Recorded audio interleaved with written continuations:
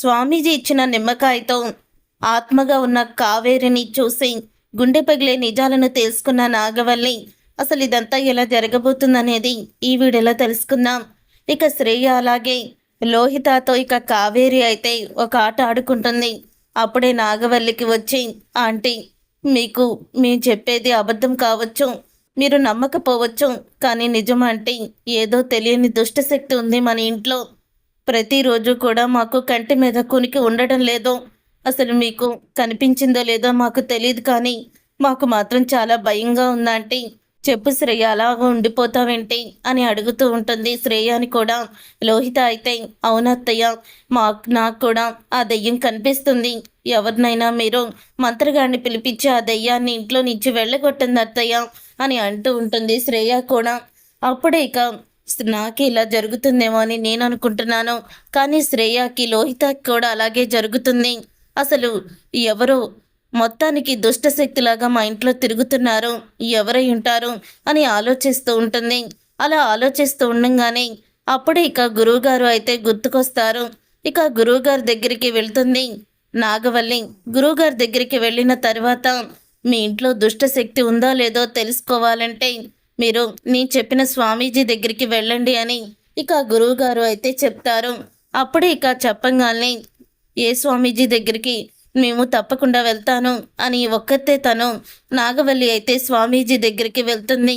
ఇక వెళ్ళిన తర్వాత, ఇంట్లో దుష్ట శక్తి ఉందని మీరు నమ్ముతున్నారా అని అడుగుతూ ఉంటాడు స్వామీజీ. కంటి మీద కునుకు లేకుండా మీ అందరినీ కూడా నిద్రపోనికుండా ఒక ఆత్మ మిమ్మల్ని హింసిస్తుంది. ఓ దుష్టశక్తి మీ దగ్గరే ఉంది అని అంటూ ఉంటే, ఆ మాట విని ఆత్మన, ఎవరు స్వామి ఆమె అని అడుగుతూ ఉంటుంది. నాగవల్లి అయితే కొన్ని సంవత్సరాల క్రితం చనిపోయింది, ఇప్పుడు తన కన్న బిడ్డ కోసం మళ్ళీ ఆత్మగా తిరిగి వచ్చింది అని అంటూ ఉంటే, అప్పుడే వాళ్ళ అక్క అనుకుంటూ ఉంటుంది నాగవల్లి. మా అక్క గోస్వామీజీ, మా అక్క తన కొడుకు గురించి వచ్చిందా అని అడుగుతూ ఉంటుంది నాగవల్లి అయితే. చూడమ్మా, నేను ఎవరన్నది నీకు చెప్పను, నీ అంతటా నీకే తెలుస్తుంది. అసలు ఎందుకు ఆత్మగా మారి తను మీ ఇద్దరిని ఇబ్బంది పెడుతుందో నీకే చెప్తుంది అని అంటూ ఉంటారు స్వామీజీ అయితే. అంటే స్వామీజీ, తను చనిపోయిన మా అక్క అని అడుగుతూ ఉంటుంది నాగవల్లి అయితే. మీ అక్క కాదో అని అంటూ ఉంటే, మా అక్క కాదా? మరి మా అక్కే కదా తన బిడ్డ కోసం రావాలి, మరి ఇంకెవరు వచ్చుంటారు అని అడుగుతూ ఉంటుంది. చెప్పాను కదమ్మా, ఈ నిమ్మకాయని చేత్తో పట్టుకొని నువ్వు మనసులో నిన్ను చూడాలి అని చెప్పు, ఆత్మని నువ్వు అడుగు, అప్పుడు ఖచ్చితంగా నీ ఎదురుగానే ఉంటుంది అని అంటూ ఉంటారు స్వామీజీ అయితే. సరే స్వామీజీ అని ఇక ఇంటికైతే వెళ్తుంది. వెళ్ళిన తర్వాత అప్పుడే లోహిత అయితే అంటూ ఉంటుంది, ఏంటంటే మీరు మాంత్రికుల దగ్గరికి వెళ్ళారా అని అడుగుతూ ఉంటే, వెళ్ళాను, మీరిద్దరూ కూడా ఈ తాయెత్తు కట్టుకోండి, మీకు ఈరోజు రాత్రి సుఖంగా నిద్రపడుతుంది అని నాగవల్లి అయితే తాయెత్తులు ఇస్తుంది. థ్యాంక్స్ ఆంటీ, అసలు 4 రోజుల నుంచి కంటి మీద కునికి లేదు అని అంటూ బాధపడుతూ ఉంటుంది లోహిత అయితే. వెంటనే తాయెత్తుని ఇద్దరు కూడా కట్టేసుకొని ఎవరి రూమ్లోకి వాళ్ళు వెళ్ళిపోతారు. అలా వెళ్ళిపోయిన తర్వాత ఇక వల్లి అయితే తన రూమ్లోకి వస్తుంది. వచ్చాక అప్పుడే నాగవల్లి, ఇదేంటి బావ ఇంకా రాలేదా అనుకుంటూ దేవాకి ఫోన్ చేస్తుంది. అప్పుడు ఇక దేవా ఫోన్ లిఫ్ట్ చేసి, నాగవల్లి, ఈ నైట్ నాకు లేట్ అయ్యేటట్టుంది, నేను రేపు మార్నింగే వస్తాను అని అంటూ ఉంటాడు. ఇక్కడే నేను ఒక హోటల్ రూమ్లో ఉన్నాను అని చెప్పి దేవా అయితే, సరే బావా అని అంటూ ఉంటుంది నాగవల్లి. తర్వాత ఇక నాగవల్లి, పోనీలే, బావ కూడా ఈ నైట్ ఇంటికి రాడు కాబట్టి ఆత్మ ఎవరో తెలుసుకోవాలి. అప్పుడే స్వామీజీ ఇచ్చిన తాయెత్తు ఒకటి చేతికి కట్టుకొని ఇక నిమ్మకాయ తీసుకొని తను మనసులో అనుకుంటూ ఉంటుంది, నా ఇంట్లో తిరుగుతున్న ఆత్మ నా ముందుకు రావాలి అని అంటూ తను మనసులో అనుకుంటూ ఉంటుంది. అనుకుంటూ ఇక నిమ్మకాయని గట్టిగా పట్టుకుంటుంది. అలా నిమ్మకాయని గట్టిగా పట్టుకున్న తర్వాత అప్పుడే ఇక అక్కడికి ఒక పొగ రూపంలో ఆత్మ అయితే నుంచొని ఉంటుంది. కళ్ళు తెరిచి చూడంగానే నాగవల్లికి ఎదురుగా ఉన్న ఆత్మ కనపడుతుంది. ఇక ఆత్మని చూసి ఇక షాక్ అయిపోతూ ఇక అటువైపు తిరిగి ఉంటుంది ఆత్మ అయితే. ఎవరు నువ్వు? ఎందుకు మా ఇంట్లో ఇలాగ తిరుగుతూ మమ్మల్ని ఇబ్బంది పెడుతున్నావు? చెప్పు, ఎవరు నువ్వు? ఇటు తిరుగు అని అంటూ ఉంటుంది నాగవల్లి. అప్పుడు ఇక సడన్గా వెనక్కి తిరుగుతుంది కావేరి. కావేరిని చూసి షాక్ అయిపోతూ ఉంటుంది. నాగవల్లి అయితే ఇక షాక్ అయిపోతూ నువ్వా అని తడబడుతూ ఒక్కసారి వెనక్కైతే జరుగుతుంది. అవును, నేనే అని అంటూ ఉంటుంది కావేరి. మా అక్కని చంపి ఇప్పుడు మళ్ళీ మమ్మల్ని కూడా చంపుదామని ఈ ఆత్మరూపంలో తిరిగొచ్చావా అని అడుగుతూ ఉంటుంది నాగవల్లి.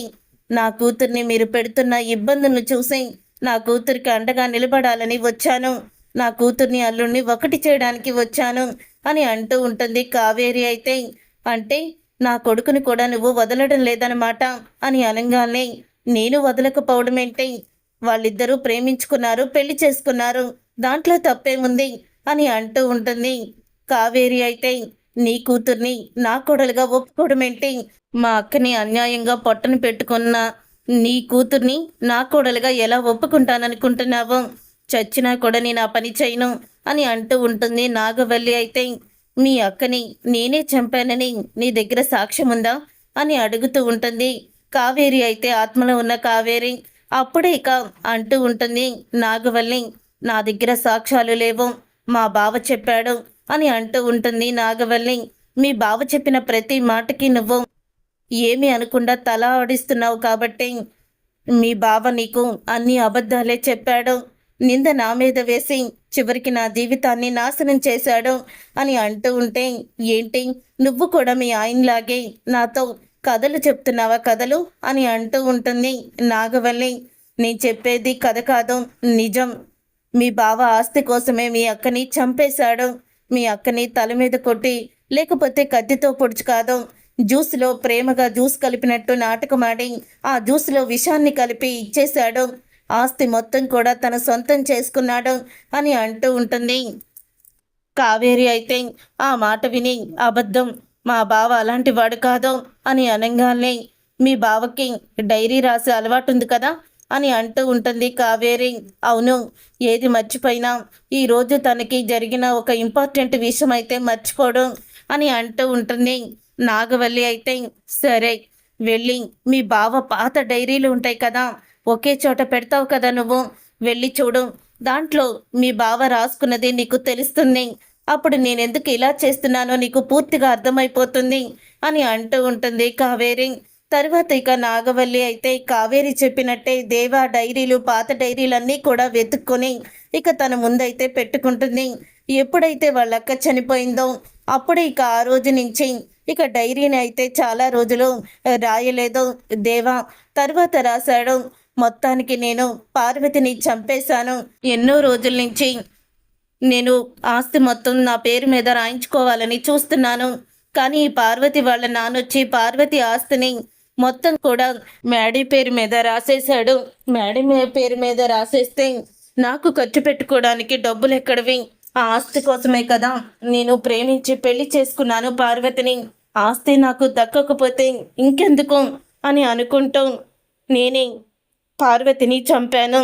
కానీ అనుకోకుండా అప్పుడే కావేరి చూసేసింది. ఇక కావేరి చూస్తే మళ్ళీ ఎక్కడ సాక్ష్యం చెప్తుందేమో అని వాళ్ళ ఆయన బాలరాజుకి డబ్బులు ఇచ్చేసి, బాలరాజు కూడా కావేరికి వ్యతిరేకంగా సాక్ష్యం చెప్పేలాగా పార్వతిని కావేరియే చంపేసిందని అందరిని ముందు కూడా బాలరాజుతో నేను చెప్పించాను డబ్బులు ఇచ్చి, ఎవరికి ఎటువంటి అనుమానం రాకుండా ఇన్ని సంవత్సరాల నుంచి కూడా అందరినీ నమ్మిస్తూ ఇక నాగవల్లిని కూడా పెళ్లి చేసుకొని అమాయకంగా నటిస్తూ నాగవల్లి ఆస్తిని కూడా నా సొంతం చేసుకున్నాను. కానీ నాగవల్లి మామూలాడిది కాదు, తను ఎప్పటికైనా ఈ విషయం తెలుసుకుంటుందని భయంతో తన పేరు మీద ఉన్న ఆస్తిని నా పేరు మీదకి ఎప్పుడో నేను రాయించేసుకున్నాను అంటూ దేవ అయితే ఇక దాంట్లో రాస్తాడు. అది చూసి ఒక్కసారి షాక్ అయిపోతూ ఉంటుంది నాగవల్లి. తన అక్కని చంపింది నిజంగా బాలరాజు, కావేరి చెప్పినట్టే దేవ అని తెలుసుకొని స్టన్ అయిపోతూ ఉంటుంది.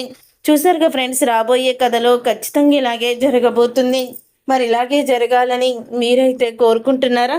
అయితే వీడియోని తప్పకుండా లైక్ చేసి ఛానల్ని సబ్స్క్రైబ్ చేసుకొని పక్కనే ఉన్న గంట సింబల్పై ఆల్ అని క్లిక్ చేయండి.